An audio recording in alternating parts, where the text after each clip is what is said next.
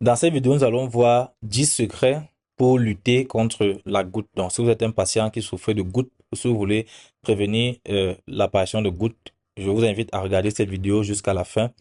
Nous allons pas seulement parler des secrets, mais aussi définir la goutte, parler des principaux symptômes, des complications et des causes de la goutte. Alors, lorsqu'on parle de goutte, on parle d'inflammation qui cause de la douleur au niveau des articulations, en particulier l'articulation du gros orteil. Alors, c'est la conséquence d'un taux d'acide urique élevé dans le sang qu'on appelle hyperuricémie. Le taux normal est de 35 à 70 mg par litre d'acide urique. Donc, si vous avez des taux supérieurs à ce taux, alors vous êtes en situation d'hyperuricémie et vous augmentez votre risque de développer une crise de goutte. Donc, quels sont les signes avant-coureurs d'une crise de goutte? Avant que la crise de goutte ne survienne, on pourra avoir des symptômes comme les picotements au niveau de la partie concernée, une sensation de gêne, la douleur, ça va faire mal, ou alors une difficulté à mouvoir l'articulation concernée, ou même une raideur de cette articulation. Lorsque la crise donc s'est déclenchée, on aura la crise se déclenche généralement de manière brusque, de manière soudaine, et c'est une douleur qui pourra parfois réveiller le patient au milieu de la nuit ou bien pendant qu'il est en train de se reposer ou de dormir.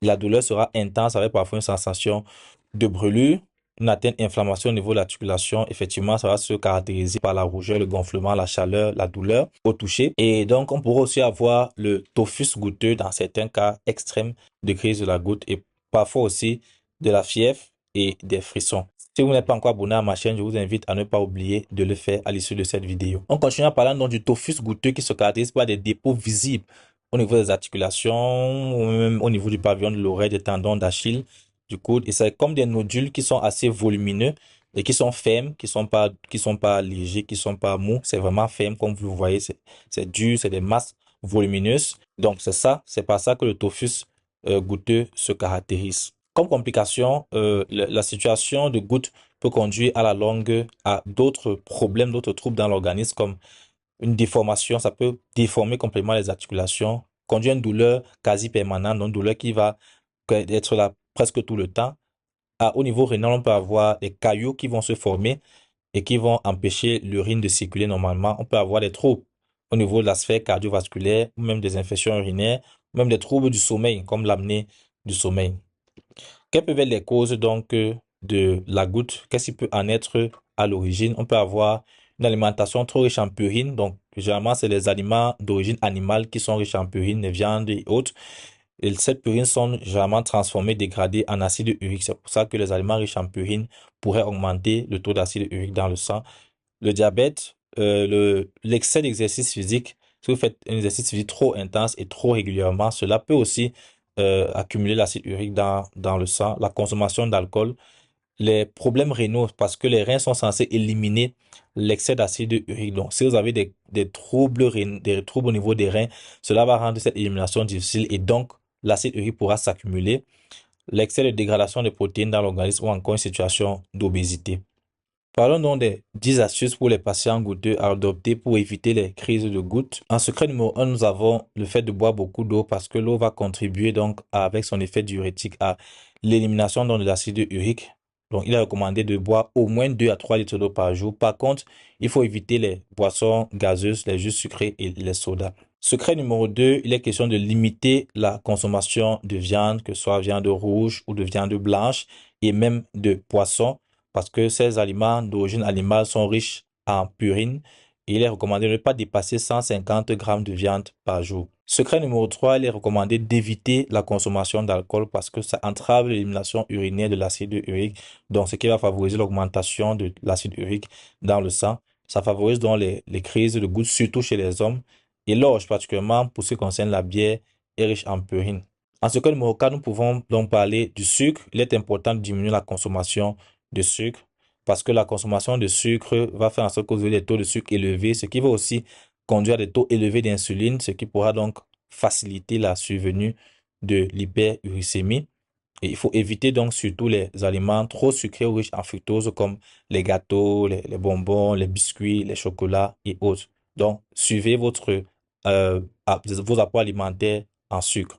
Secret numéro 5, il est recommandé de consommer de la vitamine C.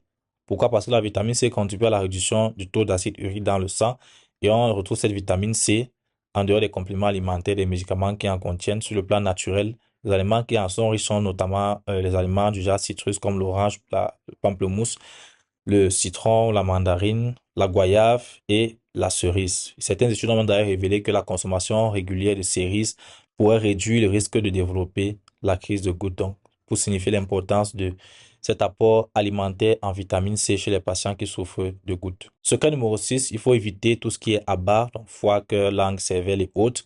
Et tout ce qui est viande en conserve, tout ce qui est saucisse, il est préférable vraiment de ne pas en consommer, d'en réduire drastiquement la consommation parce que c'est des aliments d'origine animale qui peuvent augmenter significativement le taux d'acide urique dans le sang. Ce cas numéro 7, il faut privilégier les aliments d'origine végétale. Donc, si vous aimez beaucoup de viande vraiment et que vous avez la goutte, vous allez devoir diminuer votre consommation de viande et privilégier beaucoup plus des aliments d'origine végétale. Parce qu'en général, ils ne présentent pas de risque d'occasionner des crises de gouttes. Secret numéro 8, il est important de normaliser votre poids parce que l'obésité augmente significativement le risque d'avoir la pathologie goutteuse. Donc, faites régulièrement de l'exercice physique et mettez-vous sur un régime qui permet donc frugal et de légumes qui vous permettra donc de maintenir un bon poids sur le long terme. Secret numéro 9, consommer des produits laitiers qui sont faibles en calories parce que vous aurez à travers ces produits laitiers un apport adéquat en protéines et une teneur faible en matière grasse qui peuvent de manière indirecte augmenter votre risque de développer les crises de gouttes. Et secret numéro 10, il est recommandé de limiter la consommation de pain parce que la levure utilisée pour la fabrication du pain est généralement riche en purine. Comme on l'a dit, ça peut augmenter l'acide urique dans le sang. Il est recommandé de privilégier donc le pain complet et puisqu'il se caractérise par un indice glycémique moyen ou faible. L'indice glycémique, c'est justement le fait qu'il ne va pas trop augmenter le sucre contrairement dans le sang, contrairement au pain ordinaire qui n'est pas complet. Donc, je vous remercie d'avoir regardé cette vidéo. Si vous l'avez trouvé intéressant, n'oubliez pas de vous abonner comme les plus de 36 000 personnes qui sont déjà abonnées à ma chaîne. Et n'hésitez pas à regarder l'une de mes autres 400 vidéos que j'ai déjà publiées pour l'amélioration de votre santé. Et n'oubliez pas non plus de partager la vidéo.